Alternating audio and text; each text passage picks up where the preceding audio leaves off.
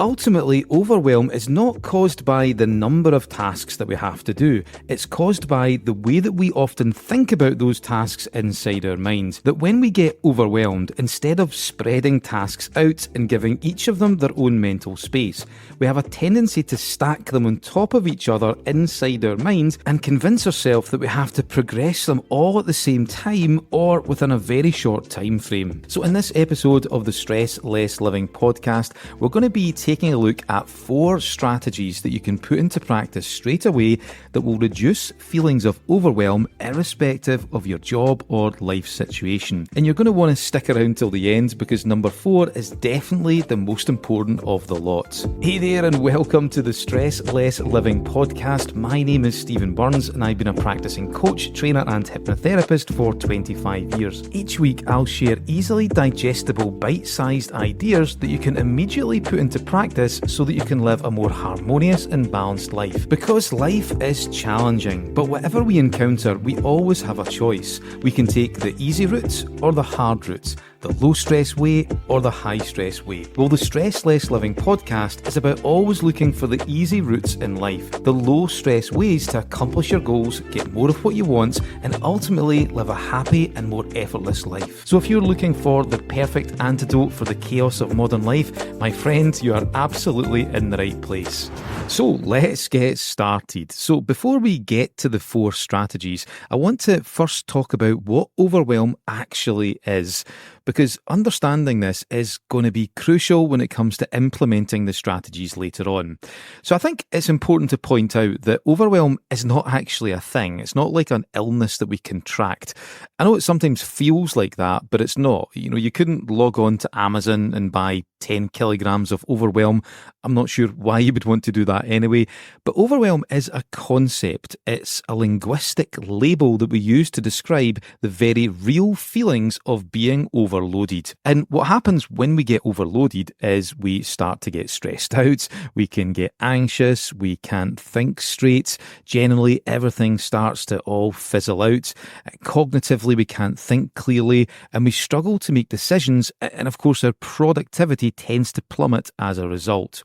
So when we talk about being overwhelmed, we are describing this package here that I've just talked about there just now. And this is particularly relevant in the workplace, isn't it? In this day and age, most people have incredible demands placed on them. Most workplaces are asking people to do more with less. So the environment that we all live in is definitely a bit of a breeding ground for overwhelm. As a business owner, I know this acutely, and I'm sure if you are a business owner, you will also agree with me that the work never really ends. It's just like some kind of endless loop. There's always another project or a list of tasks just round the corner. And also, as a business owner, you're the one that decides on your own workload and the times that you work. So it's very easy to think that you can do way more than what you actually can. And this, of course, can lead to a high potential for overwhelm. Honestly, you should have seen some of my to-do lists a few years ago. Just looking at them was enough to give you heart palpitations. And I think that's a surefire sign that something has gone wrong. If your to-do lists are enough to give you heart palpitations, then it's time for a change, definitely. So in order to go deeper into the psychology of overwhelm and why it happens in the first place, I want to just take a very quick trip back to the 1950s. Now, don't worry, I'm not going to get you to start singing like Elvis and doing swing dancing. Although, you never know, that could be a good solution to overwhelm. Who knows? But I want to go back to a famous study that was carried out in 1956 by psychologist George Miller. And this study was to do with the capacity that we have as human beings to hold and process information. And what he found was that we only have the capacity to store 7 plus or minus 2 pieces of information at the one time. And that was the absolute maximum. For most people, it was more like 3 or 4 pieces of information plus or minus 2. And if you go over that, the brain starts to become overwhelmed and things begin to fizzle out. And this leads me on to a really crucial point that I want to get across. When it comes to understanding overwhelm, I think this is a really key thing to understand. And that is that overwhelm is generally triggered by the number of things we attempt to consider at the one time inside our mind. Interestingly, it's not the amount of tasks that we actually have to do, but it's the amount of things that we are thinking about inside our minds at any given point in time. So just keep that in mind because it's going to be important for where we're heading. Are you someone who struggles with work-life balance? You find it difficult to maintain harmony between career ambitions and your personal well-being. You're doing your best to balance demands and deadlines with the other important aspects of your life, but things like burnout, stress, and a nagging sense of guilt seem to forever lurk in the background. Well, one of the very best first steps that you can do to create more balance is to do a full life audit. This is a powerful process that helps you highlight areas of your life that are a little bit out of sync and need to be addressed so that you can return to a more harmonious place. So if you want to do a life audit, then I have a free PDF that will take you through the entire thing. To get access to that, please check the show notes. You'll see a link and all the information you need. And that leads us nicely on to the 4 strategies for reducing feelings of overwhelm. That is the title of the episode after all, so let's get into them. So the first strategy is a really simple one, but it's often deceptively simple, and that is to recognise that you are the one that's creating the overwhelm. This can be a little bit controversial because some jobs can be very demanding and they can be a breeding ground for overwhelm and just being completely overloaded. I totally get that. Some people's situations are far more difficult than others.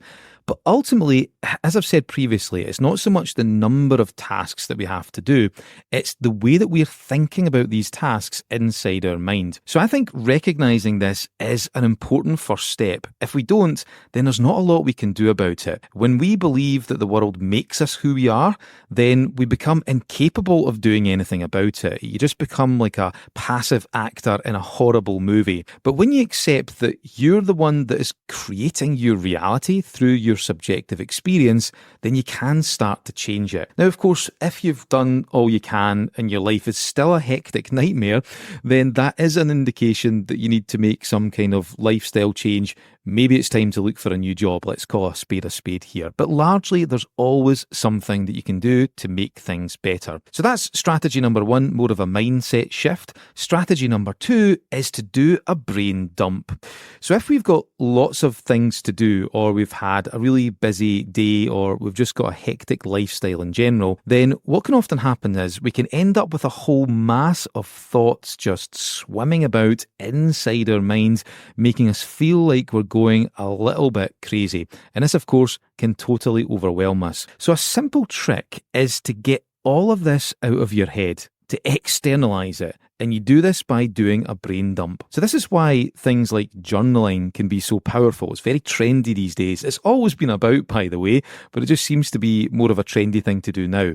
But this helps you capture ideas, but it also helps you free up space. It gives you a clear mind. So to give you an analogy, this is more of a metaphor. Say you had an empty jug of water and you started to fill that jug up. Eventually, it would become full. And it would be difficult to carry, and you wouldn't be able to fit anything else into it. Well, that's what it can feel like inside your brain. Sorry to liken your brain to a jug of water, but hey, that's where we are. But as we go through our day, as we answer text messages and emails, as we make decisions, whether they be big decisions or micro ones, our brain starts to fill up, just like filling up a jug of water. And eventually it gets so full that it just feels completely stacked and you can no longer think clearly. You can't even make simple decisions like what you want for dinner. Hey, I've been there. I'm sure you have too. Well, what you need to do is to get all of that out. You need to empty your brain. And that's what a brain dump does. It gives you that space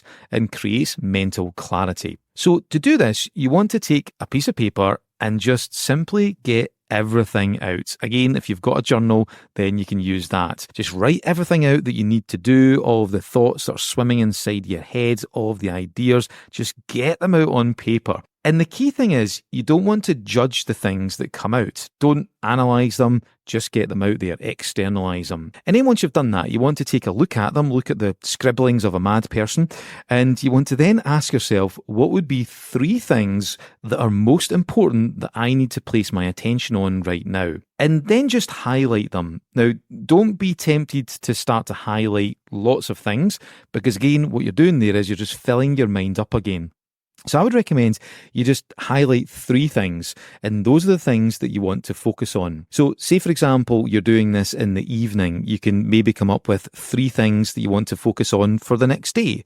Or if you're using this as more of a cathartic experience, then you can simply just use it to clear your mind by externalizing the thoughts. So that's strategy number 2, super simple but really powerful, do a brain dump. So strategy number 3 is time blocking. And this is where you allocate time slots for important tasks. So if you remember, one of the main reasons why we get overwhelmed is because we think we need to do everything all at the one time. We include them all in the one time frame inside our mind. So to change this, you want to allocate a time slot for each of the things you have to do. So you're basically taking this kind of stacking effect and you're stretching it out horizontally. You're giving each task its own space in time. And this helps free you up so that you can focus on the present moment. Now, you can get lots of fancy project management tools to do this. One of the famous ones at the moment is Todoist. But the thing is, you don't need to. To get started, you just need a calendar and you just need to do it. I've seen so many people purchase fancy project management tools or productivity tools and then never use them because they're just fads, they're just trends. So they are very powerful tools, these, but you don't have to use them to get started. Just simply have a calendar and just do it. And it's important to remember that this is not just a way of managing your time. It's a way of freeing up mental space so that you can focus on the here and now so that you can be more mindful. So another thing that you can do when you're time blocking is you can also arrange your to-do lists, the tasks that you have to do, into larger categories. So this is where you take everything that you need to do for the day or for the week and you stick it into larger boxes. So what I like to do is I like to have 3 different categories: work, personal life and social. And then you're only ever really doing 3 things. So this is a cool little mindset hack that you can use to reduce the number of things that you're addressing inside your mind. If you recall from earlier in the George Miller study, overwhelm is about the number of things that you're thinking about inside your mind. So this reduces that number. You might have lots of things to do, but if you arrange them into larger categories, then you'll only ever have 3 things that you're working on. So this is a really nice little mindset hack to make your day more accessible, more palatable. So that is strategy number 3, and that leaves us the 4th and final strategy. And like I mentioned previously, it is the most powerful of the lot, and that is you want to practice single tasking. So you've maybe heard of multitasking. This is where we attempt to juggle or manage multiple different things or projects, or we try to do lots of things at the one time. So I used to do this quite a lot. So in the past, I had a job in the oil and gas industry and also 2 businesses. And predictably, it was a bit of a nightmare. I'm getting stressed out even just thinking about it. So I was attempting to multitask all over the place, but then I discovered that multitasking isn't just not effective, it actually isn't a thing in the first place, that you can only ever really truly focus on one thing at a time. That if you try to multitask, then you end up just doing lots of single things badly and you totally overwhelm yourself. So single tasking is where you give each of the things you do your full undivided attention. You focus everything you've got on the task at hand. So if you like doing to-do lists, then you want to look at the first thing and then commit to it fully.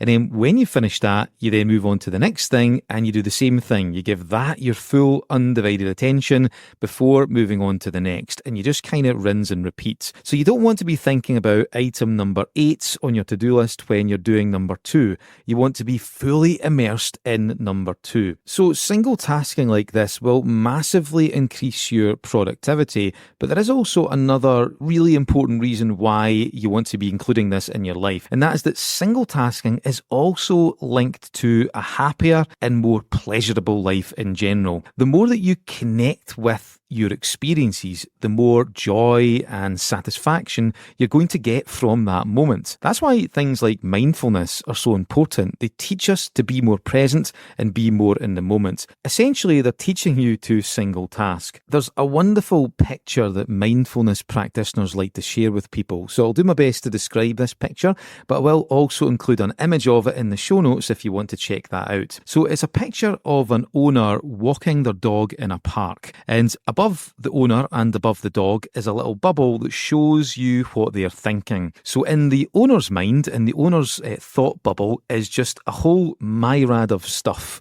It's from shopping, from doing, work tasks, from making the dinner, picking up the kids, and all manner of different activities. But then the bubble above the dog, showing what the dog is thinking, is basically just a picture of the park. And I love this because the idea behind it is that there's a very big difference between having your mind full and being mindful. The owner is, of course, it has a full mind, but the dog is being mindful. When they're focusing, they're being fully immersed in the present moment. And this is what I'm talking about when you single task. When you fully immerse yourself in each of your experiences, you're much more like the dog than the owner. So there is an exception to this, and that multitasking is okay when you're doing low cognitive tasks or behaviours that are habitualised, things that we do automatically. So for example, listening to podcasts while cleaning or making the dinner or driving a car.